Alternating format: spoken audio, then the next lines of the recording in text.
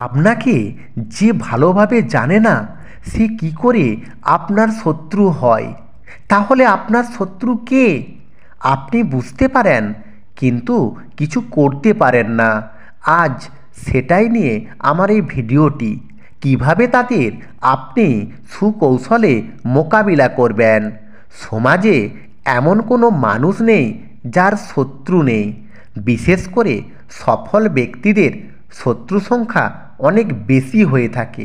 তাহলে তারা এত শত্রু থাকার পরও কিভাবে প্রতিষ্ঠিত হন, এটাই বড় প্রশ্ন। শত্রু যতই বড় হোক না কেন, তাকে কৌশলগতভাবে দমিয়ে রাখাটাই হবে আপনার কাছে সবচেয়ে বড় চ্যালেঞ্জ। আর বুদ্ধিমান মানুষেরা সেটা সহজে করতে পারে বলেই তারা এত সফল।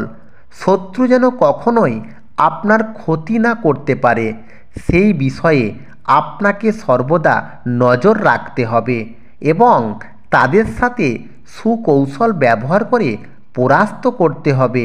এক কথায়, সাপও না মরে আর লাঠিও না ভেঙে যায়। আর ইতিহাস সাক্ষী রয়েছে, শত্রু সাধারণত আপনার পরিবারের লোক কিংবা নিকটতম আত্মীয়রা হয়ে থাকে।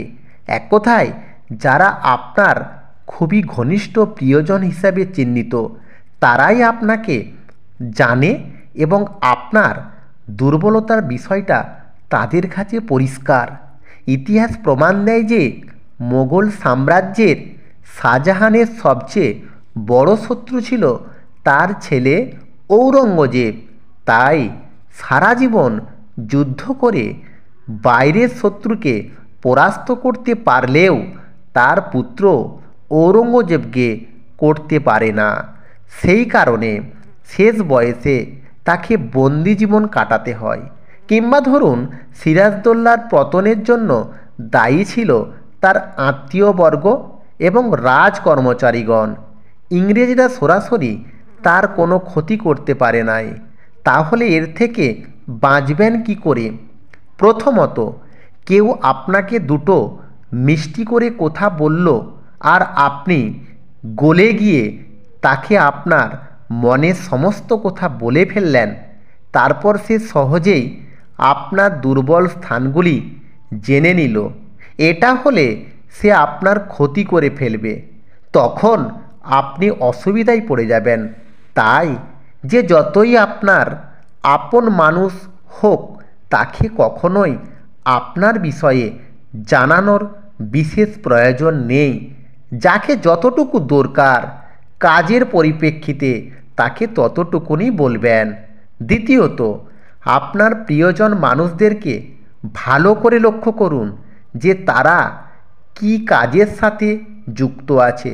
যদি দেখেন তারা কোনো কাজ করে না, সারাদিন লোকের সমালোচনা কিংবা ক্ষতি চায়, সেই সকল মানুষের সাথে মেলামেশা করবেন না।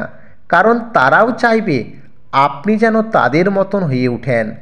তৃতীয়ত, আপনার যারা শত্রুতা করে কিংবা আপনার ক্ষতি করছে, বদনাম ছড়াচ্ছে, এমন ব্যক্তিদের সাথে আপনি মুখোমুখি সংঘর্ষ করতে যাবেন না।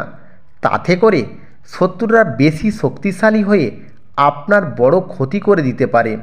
তাদের সাথে সুকৌশল ব্যবহার করে তাদের দুর্বল জায়গাগুলিকে চিহ্নিত করে মানুষের কাছে তুলে ধরুন, যাতে সকলে বুঝতে পারে যে আপনি সঠিক, তারা মুখোশধারী মানুষ মাত্র। চতুর্থত, আপনার শত্রুরা যে যেমন প্রকৃতির মানুষ তাকে সেইভাবে পরাস্ত করুন। শত্রুকে পরাস্ত করার অন্যতম কৌশল হলো শত্রুর জনসমর্থন কেড়ে নেওয়া। ধীরে ধীরে শত্রুর সহযোগী মানুষগুলোকে জানাতে থাকুন তার আসল চরিত্র সম্পর্কে। তাহলে দেখবেন যখন সে একা হয়ে পড়বে, তখন সে মনোবল হারাবে আর সে কারোর ক্ষতি করতে পারবে না। পঞ্চমত, আপনাকে সর্বদা মানুষের কাছে ভালো মানুষ হিসাবে পরিচিত হতে হবে। তখন আপনার নামে যে যাই বলুক, মানুষ বিশ্বাস করবে না আর কেউ আপনার ক্ষতি করতেও পারবে না। তাই শত্রু দমনের পাশাপাশি আপনাকে একজন সমাজের বুকে ভালো মানুষ হয়ে ওঠাটা বেশি জরুরি। আজ এই পর্যন্ত। ভালো লাগলে ভিডিওটি লাইক, কমেন্ট ও শেয়ার করে দিবেন। ধন্যবাদ।